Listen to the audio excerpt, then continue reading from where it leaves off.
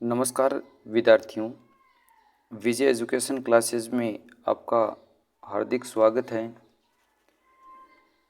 हम इस चैनल के ऊपर कक्षा 12, कक्षा 11, कक्षा 10 और कक्षा 9 यानी कि 9, 10, 11 और 12 की जो बुक्स हैं, हमारी एनसीईआरटी पाठ्यक्रम की जो पुस्तकें हैं, उन पुस्तकों के बारे में पढ़ेंगे। मैं पूरा सिलेबस है वो आपको करवाऊँगा। सिलेबस के अंदर पहले हम पूरे पाठ की व्याख्या देखेंगे, कवि परिचय देखेंगे। कवि परिचय व्याख्या के साथ साथ में हम यहाँ पर हमारी जो प्रश्नोत्तरी है, उस प्रश्नोत्तरी को भी हम यहाँ पर देखेंगे। यानी कि जो भी प्रश्न आपके आगे हैं वो मैं आपको बोलता जाऊँगा, समझाता जाऊँगा। आप साथ साथ में लिखने की कोशिश कीजिए ताकि आपका अभ्यास भी बने, वो प्रश्न आपको तुरंत है वो याद भी हो। तो ये सब कुछ मैं इससे आपके अपने जो यूट्यूब चैनल है विजय एजुकेशन क्लासेस के ऊपर है वो करवाने वाला हूँ। अतः चैनल को सब्सक्राइब अवश्य कर लें। पूरा सिलेबस है वो आपको यहाँ पर आरोह है जो हमारी पुस्तक है उससे हम सबसे पहले कक्षा 12 आरोह पुस्तक से हम यहाँ पर इसकी शुरुआत कर रहे हैं। 12वीं की जो भी बुक्स हैं उनको कक्षा 11 की, कक्षा 10 की, कक्षा 9 की सारी बुक्स हैं वो मैं करवाऊँगा। आज हम सबसे पहले हमारा काव्य खंड का जो पहला पाठ है हरिवंश राय बच्चन जी का, उसके बारे में पढ़ेंगे। हरिवंश राय बच्चन जी के बारे में अगर हम देखें तो हरिवंश राय बच्चन जी है वो छायावाद के बाद में, छायावाद का समय था 1918 से लेकर 1936 तक। एक बात और मैं इसके साथ साथ में आपको पहले बता देना चाहता हूँ, जब भी आप इस चैनल के ऊपर किसी भी पाठ को देखें उस समय में बुक है वो आपके पास में होनी चाहिए, एक कच्ची पेंसिल है वो आपके पास में होनी चाहिए, ताकि मैं जहाँ पर भी जिस भी शब्द का अर्थ है आपको बोलता जाऊँ उस शब्द के अर्थ को आप वहाँ पर लिखते जाएं, ताकि बाद में आप दोबारा इस पाठ को पढ़ें तब आपको वो ज़्यादा दिक्कत है वो नहीं होगी। तो पहले हम हरिवंश राय बच्चन जी के बारे में थोड़ा सा जान लेते हैं, समरी इनके बारे में। जैसा कि आपको पता, अमिताभ बच्चन जी का आपने सबने नाम सुना होगा, उन्हीं के ये पिताजी थे, उत्तर प्रदेश के रहने वाले थे। तो 1918 से लेकर 1936 तक का जो काल था, समय था, उस 36 से ये जो समय था वो छायावाद का काल था। और इस छायावाद के काल के बाद में 1935-36 के लगभग है इनका जो समय है मूल रूप से वो आता है लेखन कार्य का। और लेखन कार्य का यहाँ पर इन्होंने एक अलग ही दर्शन के बारे में बताया और वो था हालावादी दर्शन। हालावादी दर्शन की इन्होंने स्थापना की और उस हालावादी दर्शन के अंदर प्रभाव जो मूल रूप से हमें मिलता है वो प्रभाव मिलता है उमर खयाम की रुबाइयों का। उमर खयाम एक उर्दू के जो प्रसिद्ध कवि थे, उनके काव्य की रुबाइयों का प्रभाव है। रुबाइयाँ एक प्रकार का छंद होता है जिसके अंदर जो रचना है वो लिखी जाती है, तो उसका प्रभाव विशेष रूप से था। इन्हीं सब बातों को हम देखते हुए इस पाठ को आगे पढ़ेंगे। 1907 में इनका जन्म हुआ और 2003 में इनकी मृत्यु हुई। 2003 के अंदर आपके पाठ्यक्रम के अंदर कई बार प्रश्न है वो, जैसे हरिवंश राय बच्चन जी का जीवन परिचय लिखिए, इस प्रकार का 2 नंबर का प्रश्न है वो, कई बार छोटा प्रश्न है वो पूछ लिया जाता है जीवन परिचय के बारे में। अतः इनका जन्म है, इनकी मृत्यु है और इनकी कुछ रचनाएं, और विशेष रूप से जैसे इनका हालावादी दर्शन था, इस प्रकार की 2-4 बातें हैं वो आपको इसमें याद रखनी चाहिए ताकि आपको जीवन परिचय लिखने में किसी प्रकार की कोई समस्या वो नहीं हो। तो शुरुआत करते हैं। इनका जन्म सबसे पहले 1907 में इलाहाबाद उत्तर प्रदेश में है। मधुशाला, मधुबाला, मधुकलश, निशान निमंत्रण, एकांत गीत, आकुल अंतर, मिलन यामिनी, सतरंगिणी, आरती और अंगारे, नए पुराने झरोखे, टूटी फूटी कड़ियाँ, ये तो इनके हैं काव्य संग्रह। तो ये चीज़ें हमें याद रखनी है। इनके काव्य संग्रह कौन से हैं, तो ये यहाँ तक इनके काव्य संग्रह मधुशाला, मधुबाला, मधुकलश है, निशा निमंत्रण है, एकांत गीत है, आकुल अंतर है, मिलन यामिनी है, सतरंगिणी है, आरती अंगारे, नए पुराने झरोखे। इसके अलावा भी बहुत सारी रचनाएं इनकी हैं, लेकिन हम इसमें से थोड़ी बहुत भी याद रखें तो वो भी काफ़ी हमारे लिए। क्या भूलूं क्या याद करूं, नीड़ का निर्माण, फिर बसेरे से दूर, 10 द्वार से सोपान तक। इन्होंने अपनी आत्मकथा लिखी थी और इनकी आत्मकथा की खास विशेषता यह है कि इस आत्मकथा के 4 खंड है, जो 4 खंड आपके यहाँ पर दे रखे हैं। क्या भूलूं क्या याद करूं, नीड़ का निर्माण 2, बसेरे से दूर 3 और 10 द्वार से सोपान तक। और ये पद्यात्मक है, गद्यात्मक नहीं है, पद्यात्मक है। पद्यात्मक तात्पर्य पद्य में लिखी हुई है, काव्य रूप में लिखी हुई है इनकी। ये भी इनकी एक खास विशेषता है। तो ये भी चीज़ें हमें याद है वो रखनी चाहिए। इसके बाद में आगे है हेमलेट, जनगीता, मैकबेथ, ये इनके अनुवाद हैं। प्रवासी की डायरी, ये इनकी डायरी है, यानी कि डायरी विधा के अंदर लिखा हुआ इनका ये काव्य खंड है या गद्य खंड हम कह सकते हैं। इसका लिखा हुआ है गद्य भाग है। पूरा इनका जो वाङ्मय है, यानी कि पूरा का पूरा इनका जो काव्य है, गद्य है, पद्य है, सब कुछ है जो वो 10 खंडों के अंदर यहाँ पर संकलित किया गया और बच्चन ग्रंथावली के नाम से संकलित है वो किया गया है। अब आती है इनकी मृत्यु। 2003 के अंदर बम्बई के अंदर इनकी मृत्यु हुई। उस समय में मुंबई नाम इसका रखा था बम्बई या मुंबई भी इसको कई जगहों पर कहते हैं। तो वहाँ पर इनकी मृत्यु हुई।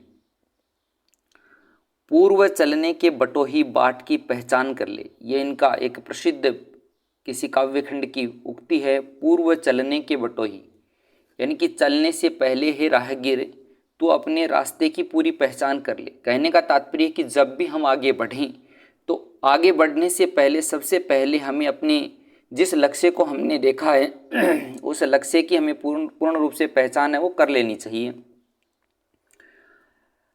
1942 से लेकर 1952 तक इलाहाबाद विश्वविद्यालय में ये प्राध्यापक रहे। देखिए, किसी भी कवि या लेखक का हम ये जीवन परिचय पढ़ेंगे तो उन्होंने कहाँ पर क्या काम किया था, कहाँ पर वो रहे थे, कहाँ पर उन्होंने काव्य सृजन की शुरुआत की, इस प्रकार की बातें हमें मिलने इसके सब बारे में पढ़ने के लिए मिलती है। आकाशवाणी में साहित्यिक कार्यक्रमों से भी ये जुड़े रहे। फिर विदेश मंत्रालय के अंदर हिंदी विशेषज्ञ रहे। दोनों महायुद्धों के बीच, दोनों महायुद्ध कौन से, एक महायुद्ध 1913 से लेकर 1919 तक हुआ और दूसरा महायुद्ध 1939 से लेकर 1945, यानी कि कहने का तात्पर्य 1919 से लेकर 1939 के बीच का जो समय था उस समय की यहाँ पर है वो बात है वो की जा रही है। तो दोनों महायुद्धों के बीच की बात है। महायुद्धों के बीच मध्यम वर्ग के विक्षुब्ध, मध्यम वर्ग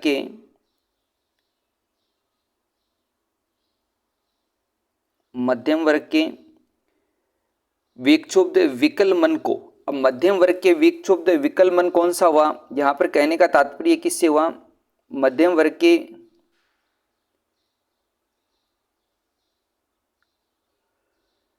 विक्षुब्ध विकल मन को बच्चन ने वाणी का वरदान दिया।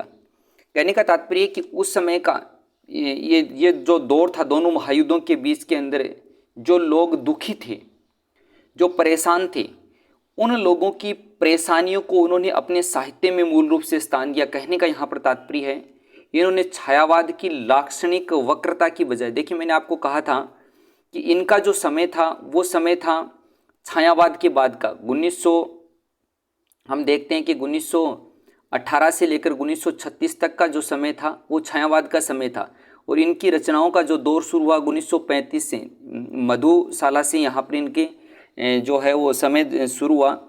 तो यहाँ पर इस के बीच का जो समय था उस समय में छायावाद के अंदर क्या था कि लाक्षणिकता का प्रयोग होता था। सीधी सरल भाषा के अंदर काव्य सृजन है वो नहीं किया जाता था, लाक्षणिक प्रयोग है वो भाषा का होता था। इस कारण से आम जन है उसको समझ नहीं पाता था और आम जन की जो बातें हैं वो भी उसके अंदर उसको भी स्थान नहीं दिया गया था। रहस्यात्मकता उस समय में उस काव्य में थी, लाक्षणिकता उस समय में काव्य के अंदर थी और खुद की जो परेशानियां हैं, दुख हैं, वो कवि वर्ग है वो उन्हीं को सामने रख रहा था या फिर प्रकृति का चित्रण है वो उस समय में किया जाता था। ये सब कुछ छायावाद की बात है, वो मैं आपको बता रहा हूँ, ये सब कुछ छायावाद के अंदर किया जा रहा था।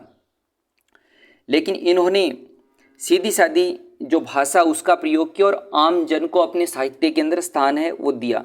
विकल मन को बच्चन ने वाणी का वरदान दिया। उन्होंने छायावाद की लाक्षणिक वक्रता की बजाय सीधी सादी जीवंत भाषा और संवेदनसिक्त गेय शैली में अपनी बातें कही। व्यक्तिगत जीवन में घटी घटनाओं की सहज अनुभूति की ईमानदार अभिव्यक्ति बच्चन के यहाँ कविता बनकर प्रकट हुई। यह विशेषता हिंदी काव्य संसार में उनकी विलक्षण लोकप्रियता का मूल आधार है। यानी कि ईमानदार अभिव्यक्ति बच्चन के यहाँ कविता बनकर प्रकट हुई। व्यक्तिगत जीवन में घटी घटनाओं की सहज अनुभूति, यानी कि इनके जीवन में जो घटा उसको उन्होंने आम जन के साथ में जोड़ते हुए अपने काव्य में स्थान दिया, और यही एक ऐसी चीज़ थी जिसके कारण से इनको काव्य में एक विशेष स्थान है वो दिया जाता है। आगे देखिए, इसके अंदर मध्य युगीन फारसी के कवि उमर खयाम का मस्तानापन हरिवंश राय बच्चन की प्रारंभिक कविताओं विशेषकर मधुशाला में एक अद्भुत अर्थ विस्तार पाता है। जीवन एक तरह का मधु कलश है, यानी कि कहने का तात्पर्य मध्य युग के अंदर फारसी के एक कवि हुए उमर खयाम जिनका नाम था, और उनके काव्य में जो मस्तानापन था, यानी कि भाषा का काव्य का जो भाव था वो एकदम मस्ती से भरा हुआ भाव था, और वही भाव है इनके काव्य के अंदर भी दिखाई हमें देता है। अद्भुत अर्थ विस्तार पाता है। जीवन एक तरह का मधु कलश है, दुनिया मधुशाला है, कल्पना साकी है, कविता वह प्याला जिसमें ढालकर जीवन पाठक को पिलाया जाता है। अब देखिए, यहाँ पर समझने की बात हमारी ये है कि जीवन हमारा जो है वो क्या है। हमारा जीवन जो है वो मधु कलश है। हमारा जीवन है वो क्या है, मधु कलश है। दुनिया है वो क्या है, अब साथ साथ में आप लिखते जाएंगे, दुनिया है वो क्या है, मधुशाला है। मधुशाला यानी कि वैसे तो मधुशाला किसको कहा जाता है, हाउस ऑफ वाइन, यानी कि शराब का घर कह सकते हैं, जहाँ पर शराब मिलती है। मधुशाला जहाँ पर शराब पी जाती है उसको कहा जाता है। तो यहाँ पर जीवन है वो हमारा क्या है, जीवन मधु कलश है, दुनिया है वो मधुशाला है, और जो कल्पनाएं हम जीवन के अंदर करते हैं, यानी कि हसीन कल्पनाएं जो हम अपने जीवन के अंदर करते हैं, वो कल्पनाएं एक शराब का रूप है। कल्पनाएं क्या है, शराब का रूप है। और कविता जो है, कविता वो प्याला है जिसके अंदर से हम डाल के उस शराब को, यानी कि कल्पना रूपी जो शराब है उसको डालकर हम क्या करते हैं, पीते हैं। तो यहाँ पर उन्हीं सब बातों को यहाँ पर बताने की कोशिश है इन्होंने की है कि दुनिया मधुशाला है, कल्पना साकी, साकी यानी कि शराब है, और कविता वह प्याला है जिसमें ढालकर जीवन पाठक को यानी कि जीवन है वो कैसे जिया जाए, वो हमारे जो पाठक है उनको पिलाया जाता है। जीवन के बारे में हमारा दृष्टिकोण कैसा होना चाहिए, वो सारी चीज़ें इसके अंदर है वो बताई जाती हैं। कविता का एक घूंट जीवन का एक घूंट है। कविता का एक घूंट है वो हमारे जीवन का एक क्षण कह सकते हैं, एक पल हम किस प्रकार से बिताएं, वो चीज़ इसके अंदर बताई। पूरी तन्मयता से जीवन का घूंट भरें, पूरी तन्मयता से जीवन का, यानी कि जीवन है वो पूरी तन्मयता से जीवन है वो व्यतीत करें। हम किसी भी प्रकार के दबाव में, किसी भी प्रकार की भावनाओं में बहकर है वो जीवन है वो व्यतीत ना करें। कड़वा खट्टा भी सहज भाव से स्वीकार करें, यानी कि हमेशा हम अपने जीवन के अंदर सुखी सुख की कल्पना न करें, सुख की ही कल्पना न करें। सुख के साथ में हमारे जीवन के अंदर जो भी दुख भी आते हैं, यानी कि जीवन के अंदर जो खट्टा मीठा अनुभव जो भी हमें मिलता है, कभी अच्छा समय भी हम गुजारते हैं, कभी कड़वा समय भी हम गुजारते हैं, यानी कि सब हर समय को हमें अच्छी तरीके से स्वीकार है वो करना चाहिए। अंततः एक सूफियाना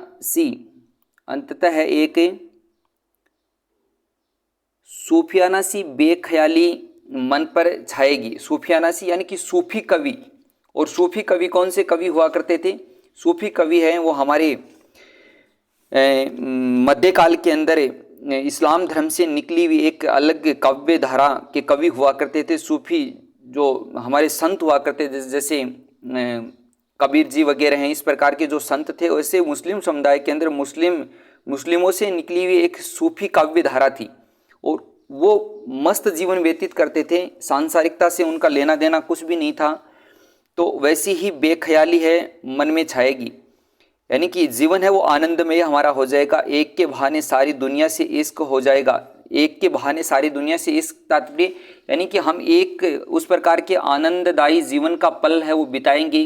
धीरे धीरे हमें ये जीवन है, ये दुनिया है वो बहुत अच्छी प्रेममयी लगनी शुरू हो जाएगी, और तेरा मेरा का समस्त झगड़े है वो काफूर हो जाएंगे, यानी कि ख़त्म हो जाएंगे। ये तेरा है ये मेरा है, यानी कि आनंदपूर्ण वातावरण के अंदर जीवन अगर हम व्यतीत करेंगे तो ये सब कुछ हमारे सामने होने वाला है।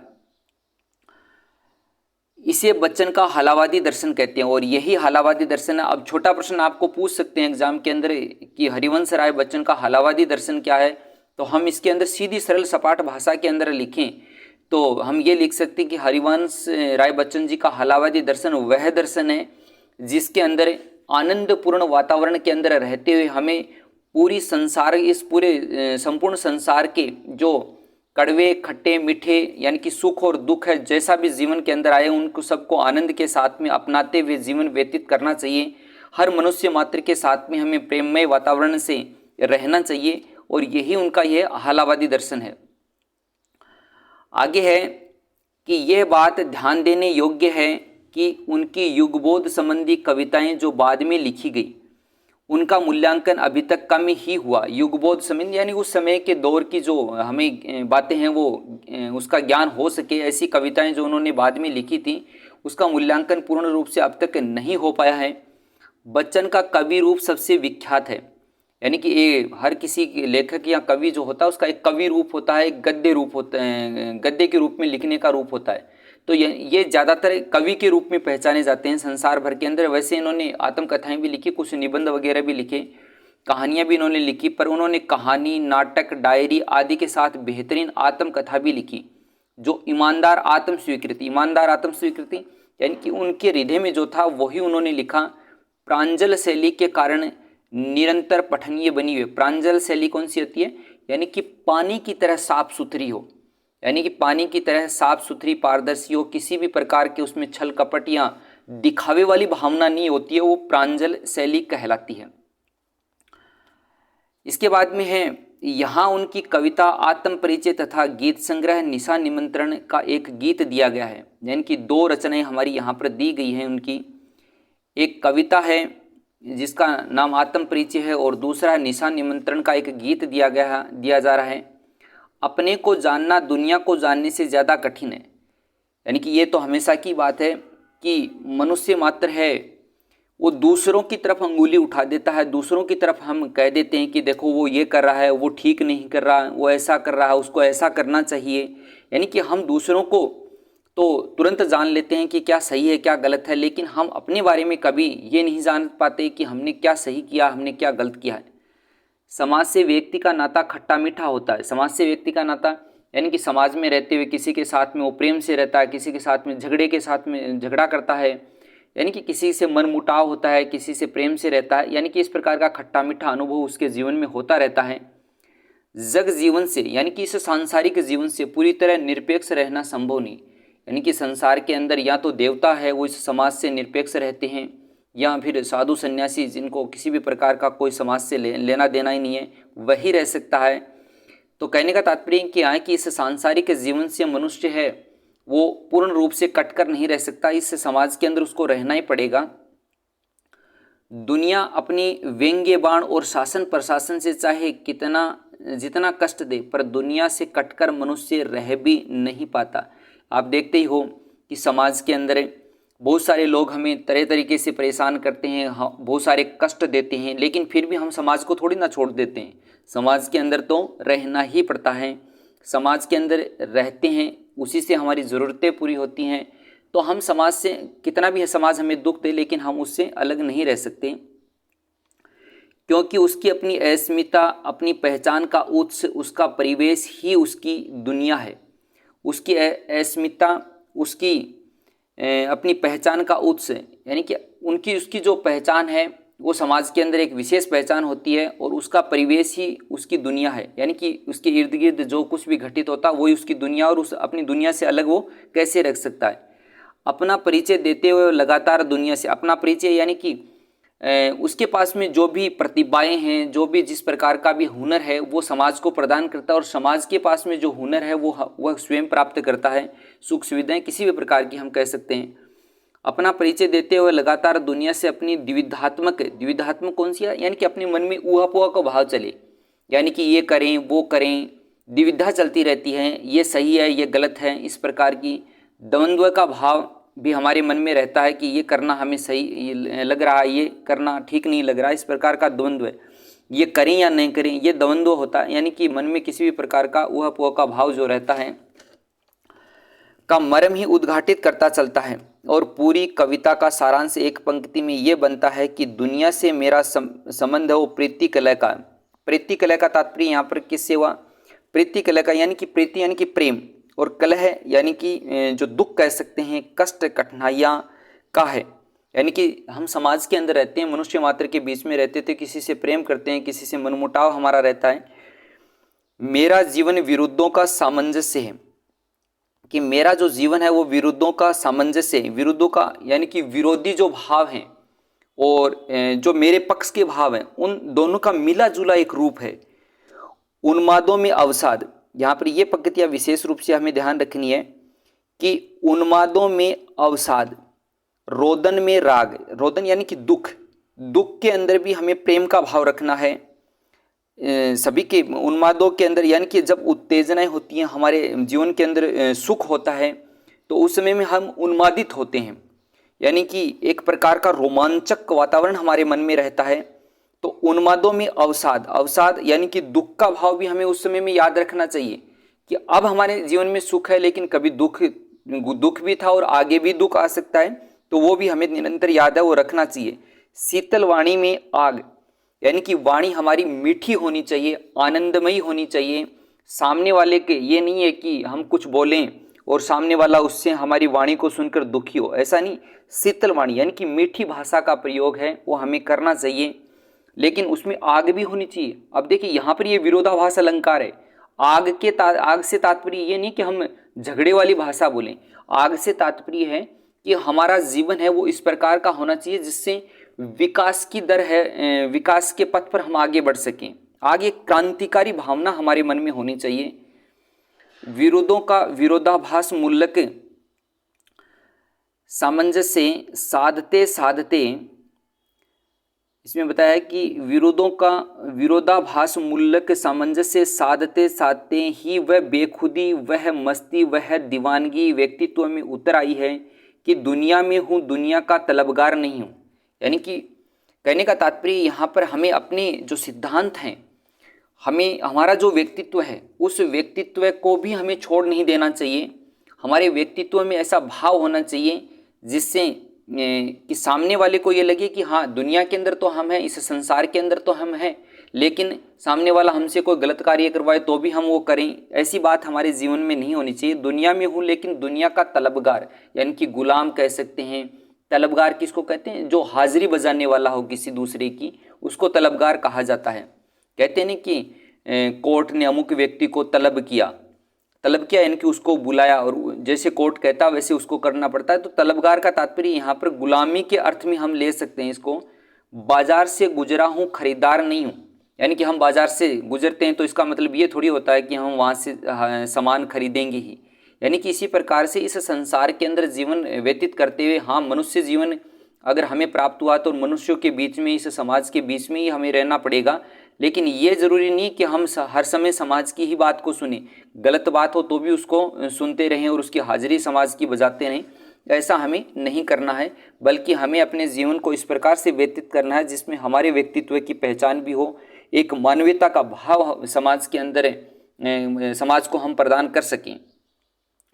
जैसा कुछ कहने का ठस्सा पैदा हुआ है, ये ठस्सा ही छायावादोत्तर का तात्पर्य यानी कि छायावाद के बाद का जो समय था। छायावादोत्तर का मतलब हो गया छायावाद के बाद का जो समय था। छायावादोत्तर गीति काव्य का प्राण है। किसी असंभव आदर्श यानी कि जो वास्तव में हम ऐसा आदर्श है उसकी कल्पना करें कि भाई ये संसार है, ये स्वर्ग हो जाए। इस संसार के अंदर मान लीजिए हिंसा है वो पूर्ण रूप से खत्म हो जाए, सभी सुख सुविधाओं से परिपूर्ण रहें, किसी को कोई दुख नहीं हो, तो ऐसी बात नहीं हो सकती। ये असंभव आदर्श है। यानी कि आदर्श ऐसा आदर्श होना चाहिए जिसको संभव हम कर सकें। यूटोपिया यानी कि इसको यूटोपिया है वो कहा जा सकता है कि तलाश में सारी दुनियादारी ठुकराकर उस भाव से दुनिया से इन्हें कोई वास्ता नहीं। प्रीति कलह का यही वितान और विरोधाभास का यह विग्रह है उन्हें दूर टिमटिमाते हुए तारे की अबुझ रहस्यात्मकता से लहालोट रखता है। लहालोट यानी कि उससे ओतप्रोत रखता है। और दूसरी हमारी जो रचना है वो निशा निमंत्रण से उद्धृत है। गीत है में प्रकृति के दैनिक परिवर्तनशीलता के संदर्भ में प्राणी वर्ग विशेषकर मनुष्य यानी कि जीवन के अंदर हम हमारी प्रकृति के अंदर देखते हैं कि दैनिक जीवन के अंदर बहुत सारी परिवर्तन होते रहते हैं और उस परिवर्तन के संदर्भ में प्राणी वर्ग के अंदर हर कोई आता है, मनुष्य भी आता है, जानवर भी आते हैं, जैसे और कीड़े मकोड़े कीट पतंग सब कुछ उसके अंदर आते हैं। लेकिन उनके अंदर भी विशेष रूप से मनुष्य की बात यहाँ पर की गई है कि धड़कते हृदय को सुनने की काव्यात्मक कोशिश है वो की गई है। यानी कि मनुष्य मात्र है, उसका हृदय है, वो उसके अंदर किस प्रकार की भावनाएं हैं, आनंददायी भावनाएं हैं, वो हमें सुननी चाहिए। कहने का तात्पर्य है कि वो हमें महसूस है वो करनी चाहिए। बहुत ही सरल सर्वानुभूत बिंबों के सहारे किसी अगोचर यानी कि जो दिखाई नहीं दे सत्य की रूहानी छुअन महसूस करा देना बच्चन की अलग विशेषता है।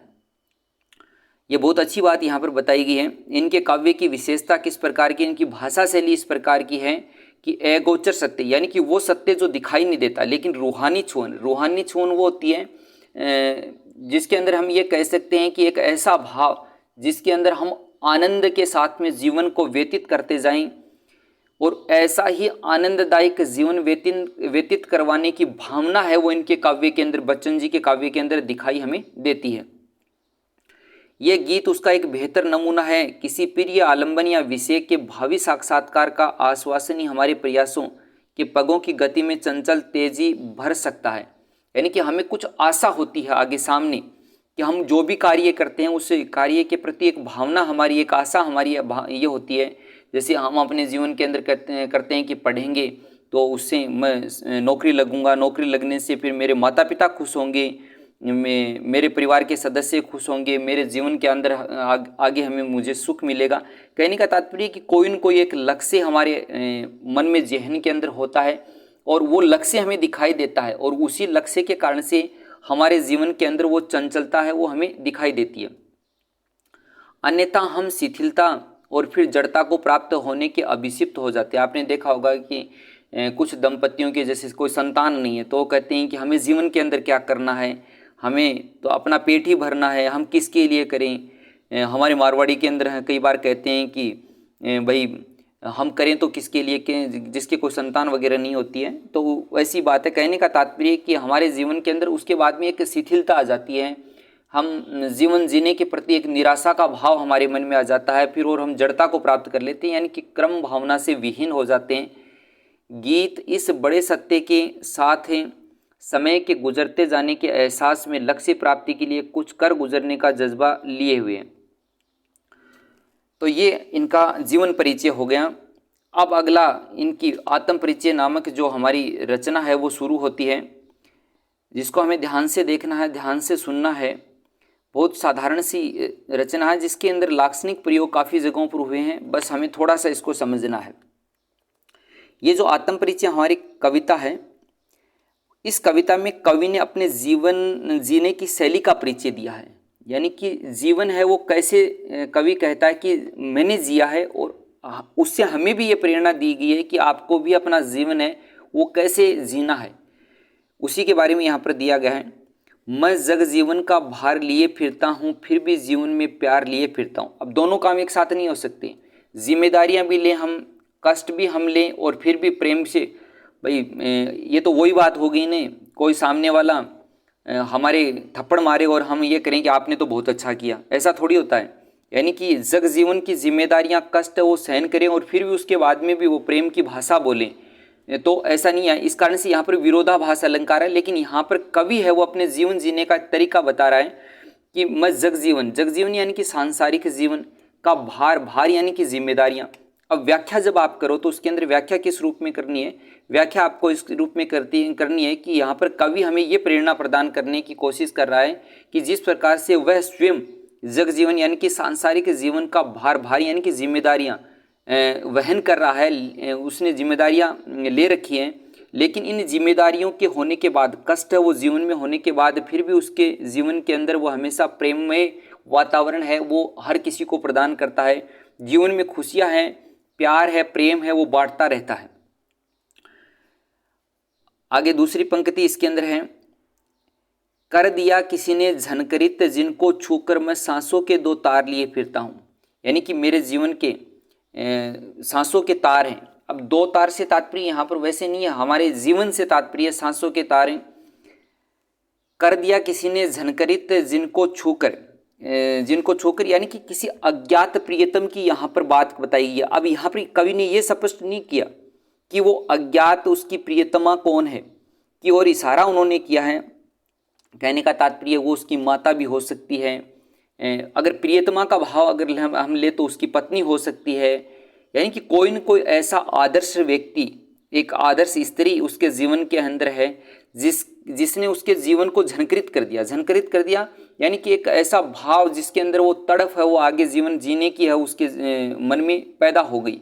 कर दिया किसी ने झनकृत जिसको छूकर मैं सांसों के दो तार लिए फिरता हूँ।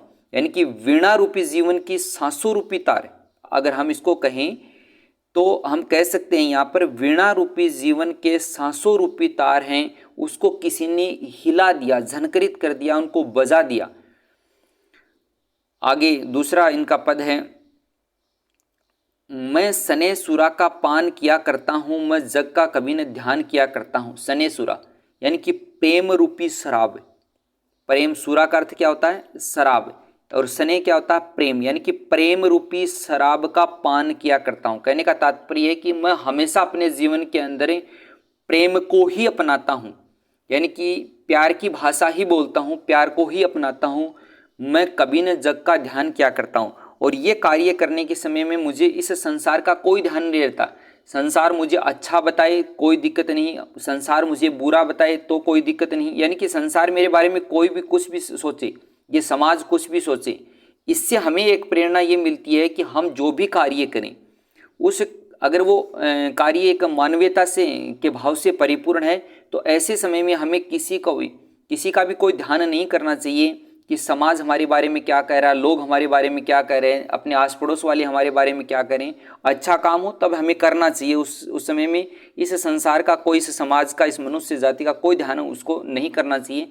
ये प्रेरणा भी हमें साथ साथ में यहाँ पर कवि हरिवंश राय बच्चन जी के द्वारा दी गई है। जग पूछ रहा उनको जो जग की गाते, मैं अपने मन का गान किया करता हूँ। यानी कि ये संसार ऐसा संसार है, अब इसको हम अपने सामाजिक जीवन के अंदर जोड़ के अगर देखें, जग पूछ रहा उनको, किनको पूछ रहा है? जो इस जग की गाते हैं, यानी कि इस संसार की जो सांसारिक बातें हैं, उन्हीं सांसारिक बातों को ये संसार है या इस समाज के मनुष्य हैं वो अपनाते हैं, तो वो उसी व्यक्ति के बार बार गुणगान करते हैं। कहने का तात्पर्य हम कहते हैं ना, दो चुगलखोर इकट्ठे होते हैं तो वह दोनों एक दूसरे की बातें करते हैं, तो उनका अच्छा तालमेल जीवन के अंदर रहता है, तो वो जहाँ पर भी वो दोनों जाएंगे वो एक दूसरे की बातें ही बताएंगे कि वो अच्छा आदमी है, चाहे भले ही वो अच्छा है या नहीं है, उससे कोई मतलब नहीं है। लेकिन आपको पता ही है इस प्रकार की बातें करने वाले अच्छे कहाँ से होते हैं, लेकिन फिर भी वो उनको अच्छा बताता है। तो संसार उन्हीं लोगों को पूछता है जो इस संसार की भाषा ही बोलते हैं। इसीलिए यहाँ पर कवि ने कहा, मैं अपने मन का गान किया करता हूँ, लेकिन मैं मेरे मन के अंदर जो मुझे अच्छा लगता है, एक मानवीय भाव से परिपूर्ण जो कार्य मुझे अच्छे लगते हैं, मैं उन्हीं कार्यों को करना है, वो पसंद है, वो करता हूँ। अगला है, मैं निज उर के उद्गार लिए फिरता हूँ, मैं निज उर के उपहार लिए फिरता हूँ। मैं है यह अपूर्ण संसार न मुझको भाता, मैं सपनों का संसार लिए फिरता हूँ। मैं निज उर के उद्गार लिए फिरता हूँ, यानी कि मेरे स्वयं के, उर मानी होता है हृदय, यानी कि मेरे हृदय के अंदर जो भी भावनाएं पनपती हैं, जो भी भाव पैदा होते हैं, जो भी विचार होते हैं, मैं वही विचार है उस दुनिया के सामने रखता हूँ। ये नहीं कि हाथी के दांत दिखाने के और खाने की ओर, यानी कि दुनिया के सामने बात कुछ ही कहे और दिल में कुछ ही हो, ऐसी बात नहीं है। यहाँ पर कवि ये कह रहा है कि मैं साफ मन से मेरे हृदय के अंदर जो चीज़ें मुझे अच्छी लगती हैं, मैं उन्हीं चीज़ों को इस संसार के सामने रखने की कोशिश है वो करता हूँ।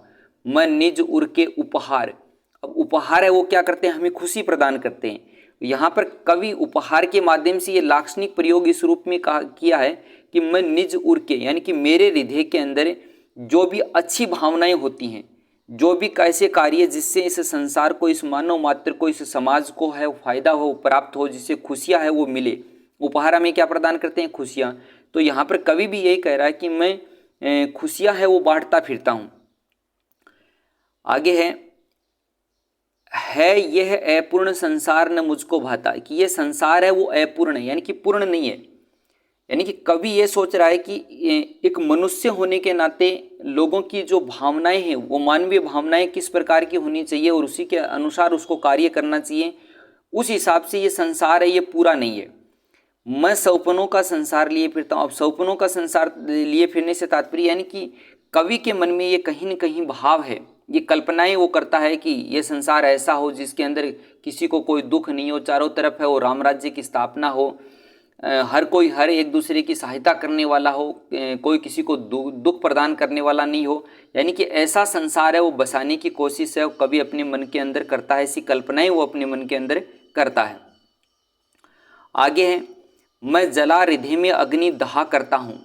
अब अपने हृदय में अग्नि जलाने से क्या तात्पर्य? सुख दुख दोनों में मग्न रहा करता हूँ, जग भव सागर को तरने को नाव बनाए मैं भव मौजों पर मस्त बहा करता हूँ। अब देखो यहाँ पर क्या बात बताने की कोशिश की है कि हमारे जीवन के अंदर सुख और दुख दोनों होते हैं, तो हमें हर परिस्थिति के अंदर समान रूप से उस जीवन को अपनाना चाहिए। ये बात पहले पाठ परिचय के अंदर भी बताई गई है। मैं जला हृदय में अग्नि। अब हृदय में अग्नि जलाने से तात्पर्य किससे हुआ? दहा करता हूँ, यानी कि जलता रहता हूँ।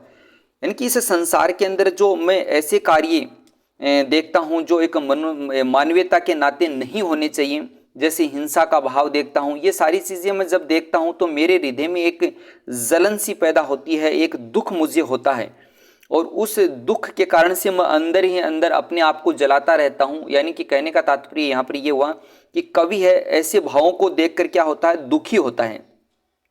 लेकिन फिर भी कवि ने ये बात बताई है कि सुख दुख दोनों में मग्न रहा करता हूँ। यानी कि सुख और दुख, सुख हो तब ये नहीं कि मैं बहुत इतराना शुरू कर दूं, और दुख हो तब ये नहीं कि मैं एकदम से निराश होकर बैठ जाऊं। यानी कि दोनों ही परिस्थितियों में समान रूप से मैं अपने आप को संभाले भी रखता हूं।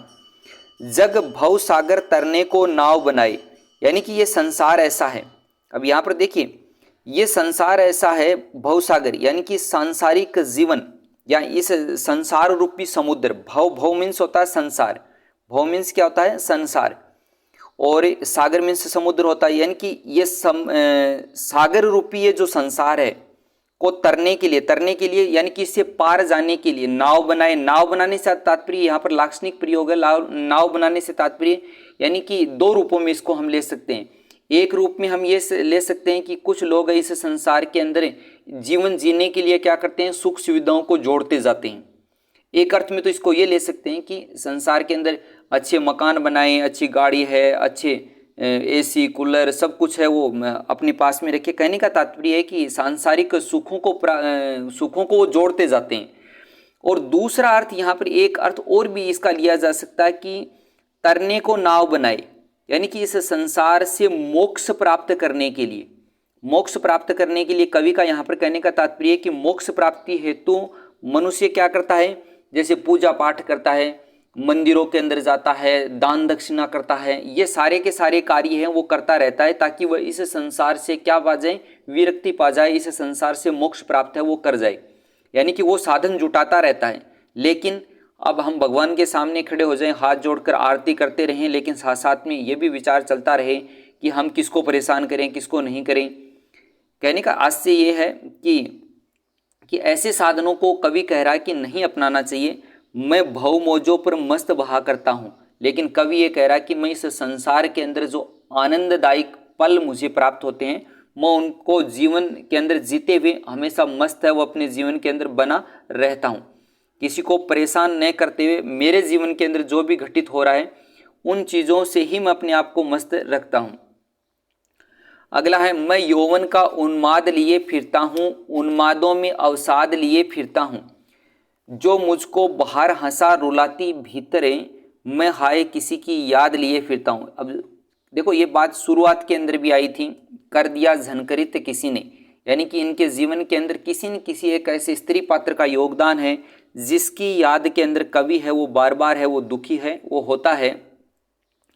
मैं यौवन का उन्माद, यौवन का तात्पर्य उन्माद क्या से तात्पर्य ये हो गया कि जो युवा अवस्था का जो समय है उस युवा अवस्था के अंदर उन्माद के अंदर यानी कि मस्ती से भरे हुए जीवन को मैं जीता रहता हूँ, उन्मादों में अवसाद लिए फिरता हूँ, लेकिन ये नहीं कि उन उन्मादों के अंदर मैं अपने दुखों को भूल जाऊं। कहने का तात्पर्य कि सुख और दुख है उसको समान भाव से हमें याद रखना चाहिए। उन्मादों में अवसाद यानी कि उस मस्तानेपन के अंदर ये नहीं है कि मैं अपने दुखों को, कष्टों को, या कहें कि जिम्मेदारियों को भूल जाऊं, वो भी मैं अपने साथ साथ है वो पूरी है वो करता रहता हूं। इसके बाद में जो मुझको बाहर हंसा, अब हंसाता कौन है? उन्माद उसको हंसाते हैं, लेकिन अवसाद उसको क्या करते हैं? भीतर ही भीतर रुलाते हैं।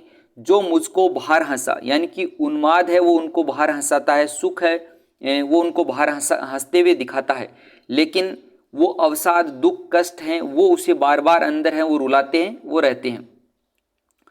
आगे कवि कह रहा है कि मैं हाय किसी की याद लिए फिरता हूँ, लेकिन फिर मेरे जीवन के अंदर किसी न किसी का ऐसा एक भाव, एक यादें मेरे जीवन के अंदर हैं, जिन यादों को मैं बार बार है याद है वो करता रहता हूँ।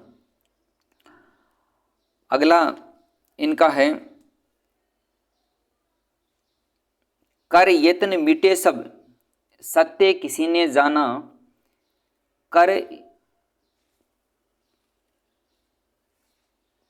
यत्न मिटे सब सत्य किसी ने जाना, नादान वही है हाय जहां पर दाना, फिर मूढ़ ने क्या जग जो इस पर भी सीखे, मैं सीख रहा हूं सीखा ज्ञान बुलाना।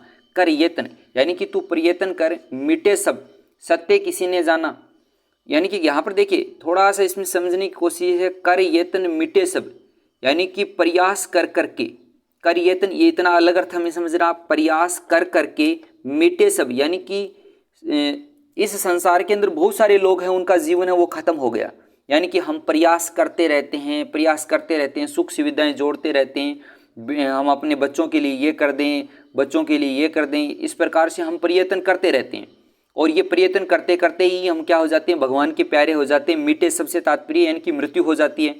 सत्य किसी ने जाना, लेकिन ये सत्य किसी ने नहीं जाना कि क्या तो सही है, क्या तो सही है और क्या क्या है गलत है, ये बात आज तक किसी ने नहीं जानी। नादान वही है हाय जहां पर दाना, यानी कि हम नादानी कहाँ पर करते हैं? नादान वही हैं, हम वहीं पर नादान बनते हैं। नादान यानी कि मूर्खता से कह सकते हैं, हम मूर्खतापूर्ण कार्य करते हैं जहां पर दाना, दाना का तात्पर्य यहाँ पर किससे हो गया?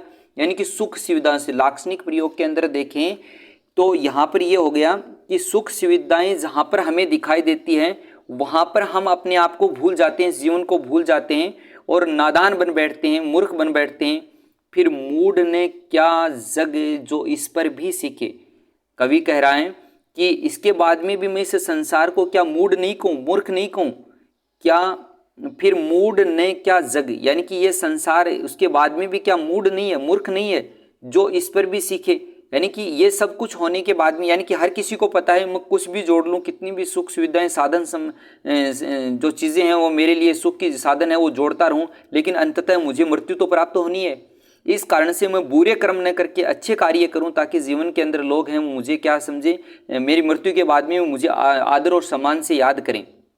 लेकिन ये संसार फिर भी ऐसा नहीं करता।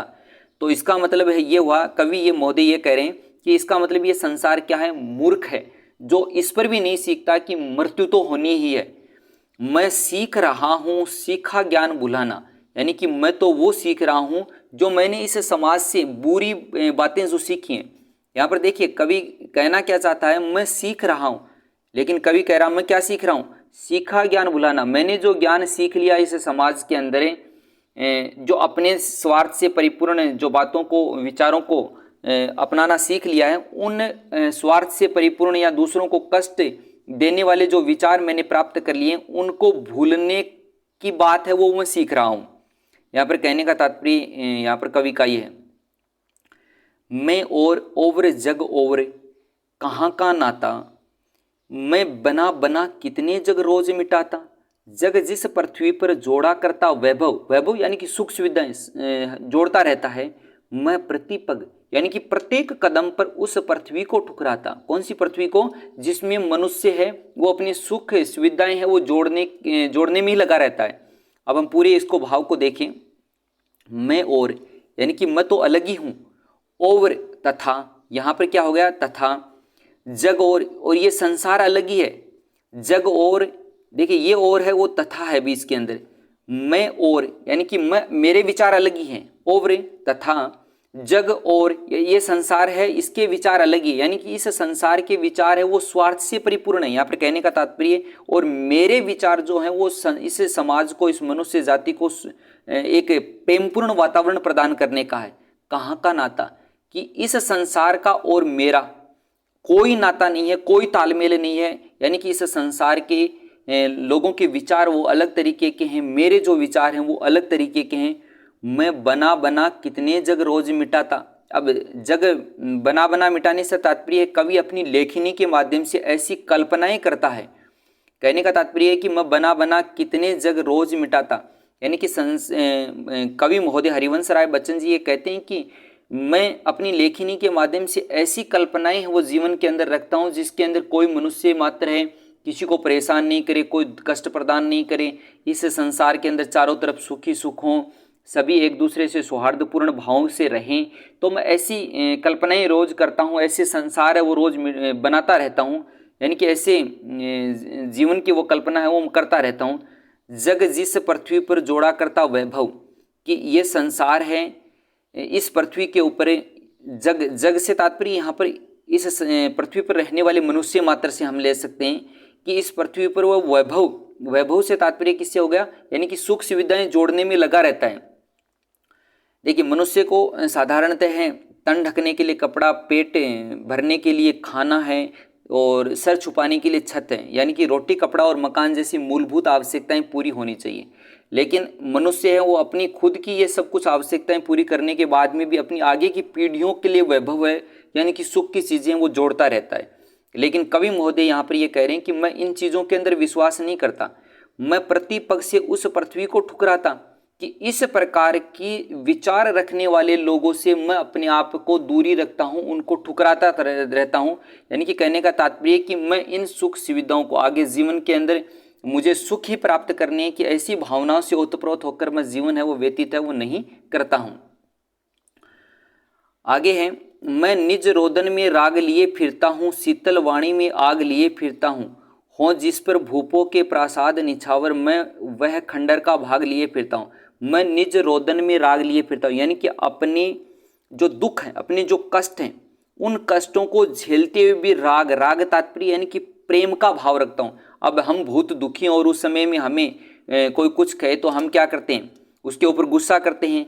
लेकिन कवि यहाँ पर कह रहा है कि मैं गुस्सा नहीं करता, मैं मेरे जो हृदयगत रोदन, रोदन क्या होता है, मेरे हृदयगत जो दुख से या दुख के जो भाव हैं उन भावों को छिपाकर मैं राग लिए फिरता हूँ, यानी कि प्रेम का भाव है वो हमेशा सामने वाले को प्रदान करता हूँ। शीतल वाणी में आग लिए फिरता हूँ, यानी कि मेरी मीठी वाणी है लेकिन उस मीठी वाणी में आग लिए फिरता हूँ। आग लिए तात्पर्य यानी कि मैं सामने वाले को ऐसा भाव प्रदान करता हूँ जिससे उसका विकास हो, क्रांतिकारी विचार जो हम कह सकते हैं कि ऐसे क्रांतिकारी विचारों से परिपूर्ण मैं रहता हूँ जिससे सामने वाले को एक उत्साह मिले, एक ऐसा मोटिवेशन मिले, उसको ऐसा एक वातावरण उसको मिले ताकि वह जीवन के अंदर कुछ अच्छा कर सके। आग से तात्पर्य यहाँ पर क्रांतिकारी विचारों से हम कह सकते हैं। हों जिस पर भूपों के, भूपों के यानी कि राजाओं के, हों जिस पर भूपों के प्रासाद, प्रासाद यानी कि महल, निछावर यानी कि मैं ऐसे राजाओं के जो सुंदर सुंदर वैभव से परिपूर्ण महल हैं उनको भी निछावर करता हूँ। मैं वह खंडर का भाग लिए फिरता हूँ। खंडर का भाग लेने से तात्पर्य यानी कि मैं अपने जीवन के अंदर जो भी टूटी फूटी, खंडर क्या होता है, कोई भी जैसे महल वगैरह कोई भी मकान है वो टूट फूट जाता, खंडर बन जाता है, उसमें कुछ उसकी निशानियां ही बची रहती हैं। कहने का तात्पर्य यहाँ पर कवि का है कि मैं उस वैभवपूर्ण जो जीवन था उस जीवन का वो एक ऐसा भाग लिए वे फिर रहा हूँ जिसके अंदर अब क्या है, वो खंडर बन चुका है, उसके अंदर अब टूटन ही टूटन है, लेकिन फिर भी वो जीवन के अंदर क्या रखता है, राग लिए फिरता है। अगला पद है, मैं रोया उसको तुम कहते हो गाना, मैं फूट पड़ा तुम कहते हो छंद बनाना, क्यों कवि कहकर संसार मुझे अपनाए, मैं दुनिया का हूँ एक नया दीवाना। मैं रोया, मैं रोया यानी कि दुखों से कष्टों से दुखी होकर मेरा रुदन फूट पड़ा और रुदन फूट पड़ने से तात्पर्य, मैं रोया से तात्पर्य यानी कि मेरी जो भावनाएं हैं वो छंदों के माध्यम से या कविताओं के माध्यम से संसार के सामने मैंने रखी। अब रोने से तात्पर्य वैसे रोने से नहीं है जैसा कि तुम समझ रहे हो। यहाँ पर रोया इसको तुम कहते हो गाना, यानी कि जो कष्ट और दुख हैं उनसे दुखी होकर उन चीज़ों को लोगों के सामने रखा, तो तुम ये कहते हो कविताओं के माध्यम से। गाना से तात्पर्य यानी कि कविताओं के माध्यम से मैंने उन दुखों को लोगों के सामने रखा, तो लोग कह रहे हैं कि ये गाना बना रहा है। मैं फूट पड़ा, फूट पड़ा यानी कि वो असहनीय दुख हैं वो इतने ज़्यादा बढ़ गए जिसके कारण से जोर जोर से मैं रोने लगा, फूट पड़ा। तुम कहते हो छंद बनाना। तब कवि कहता है कि यानी कि कहने का तात्पर्य एक के बाद एक कविताएं मैंने सृजित करनी शुरू की, तो तुम उसको कहते हो कि छंद बनाने में लगा हुआ है।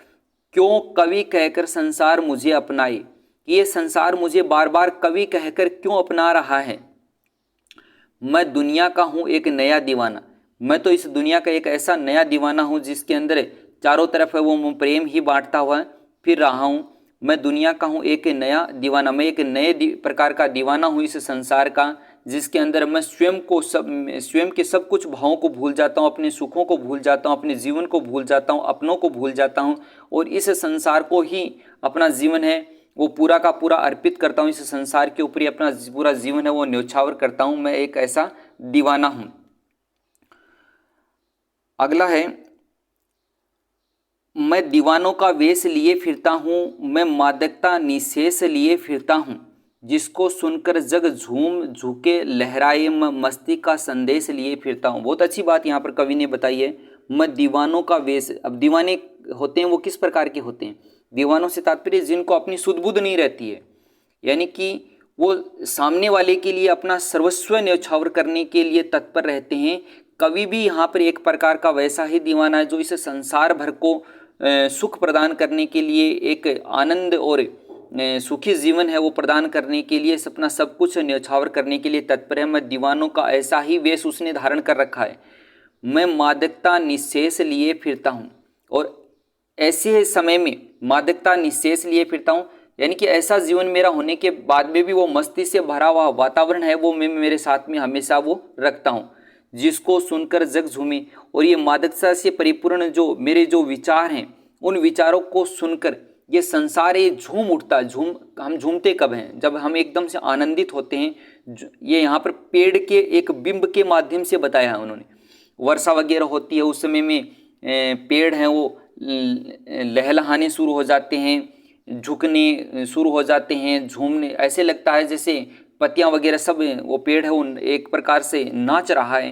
तो वैसी ही बात यहाँ पर, जिसको सुनकर जग झूमे यानी कि मेरे इन विचारों को सुनकर ये संसार है झूम उठता है, झुकता है, यानी कि उसके अंदर शालीनता आती है। झुकने से तात्पर्य यानी कि शालीनता का भाव प्राप्त वो करता है, लहराते हैं यानी कि खुशियों के अंदर वो रहते हैं। मैं मस्ती का संदेश लिए फिरता हूँ, मैं ऐसी ही मस्ती का संदेश है वो इस संसार भर के लिए फिरता हूँ। तो ये एक कविता हमारी आत्म परिचय वो पूरी हो गई है। दूसरी हमारी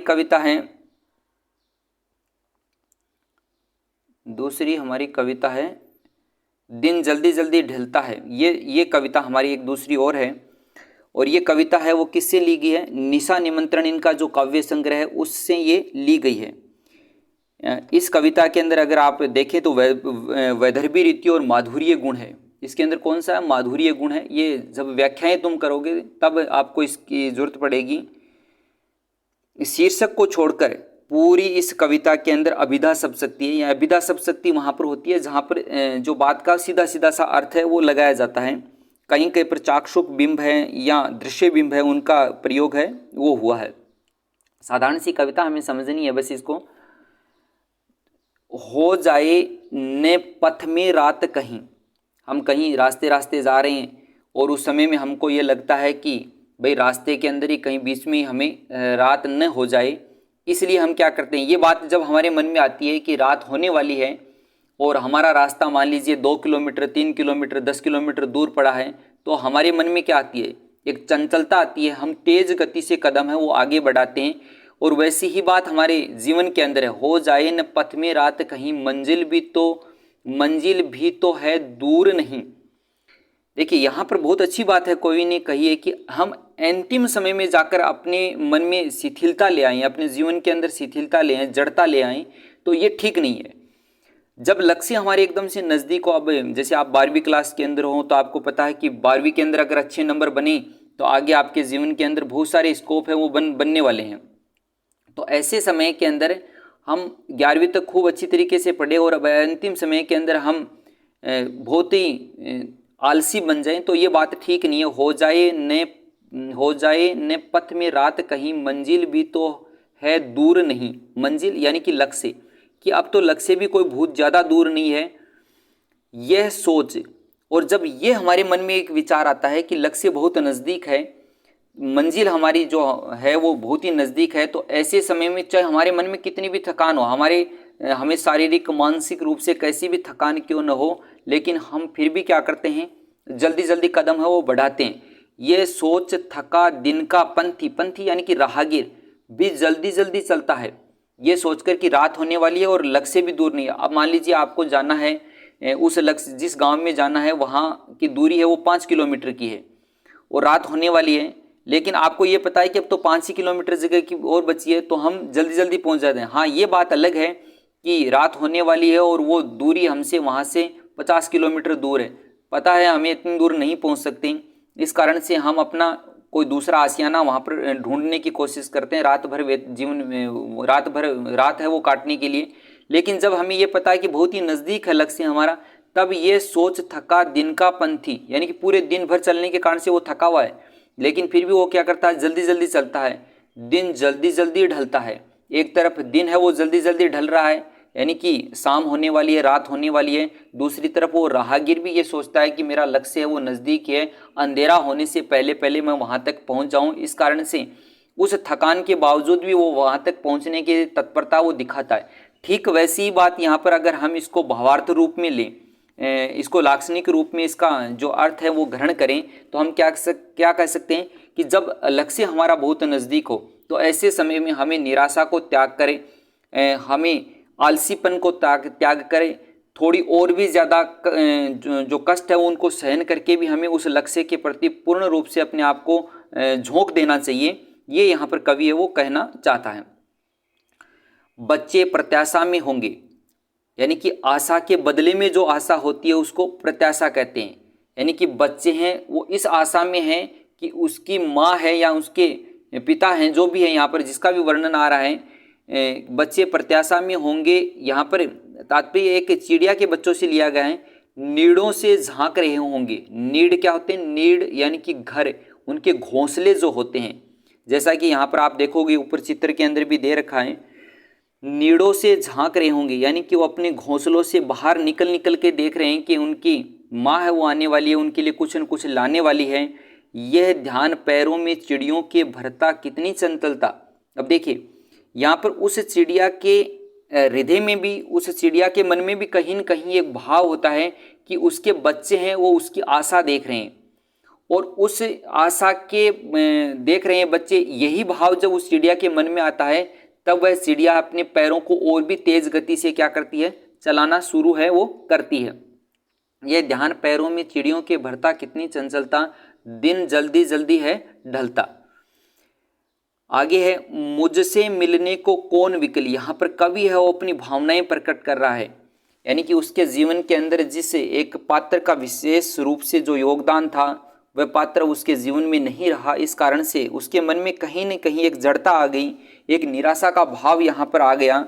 और यही भाव यहाँ पर प्रकट करते हुए कवि कह रहा है कि मुझसे मिलने को कौन विकल, कौन व्याकुल है मुझसे मिलने के लिए, मैं होऊं किसके चंचल। वो चिड़िया तो अपने बच्चों के लिए चंचल हो रही है, जल्दी कदम बढ़ा रही है। वो राहगीर अपने लक्ष्य तक पहुंचने के लिए, अपने घर पर पहुंचने के लिए, वहां पर उसके पत्नी बच्चे सब उसको मिलेंगे, इस कारण से वो तेज कदम बढ़ा रहा है। लेकिन मैं किसके लिए वो कदम है वो तेज बढ़ाऊं। यह प्रसन्न शिथिलता करता पद को, भरता उर में विहलवता है, दिन जल्दी जल्दी ढलता है। और यही प्रश्न जब कवि कह रहा कि मेरे मन में आता है, तो मेरे जो तेज कदम बढ़ रहे थे वो क्या हो जाते हैं, शिथिल पड़ जाते हैं, धीमे पड़ जाते हैं, उसके अंदर मंथरता आ जाती है, धीमापन आ जाता है। भरता उर्मी करता पद को यानी कि पैरों को, भरता उर्मे, और वो मेरे हृदय के अंदर विहल्वता का भाव है वो भरे देता है, दिन जल्दी जल्दी ढलता है। आगे इसके अंदर है, फिर उसके अंदर आपके आगे प्रश्न है, तो प्रश्न है वो हम कल कर लेंगे। इसके दो भाग हम कर लेते हैं। हर पाठ के हम दो भाग करेंगे।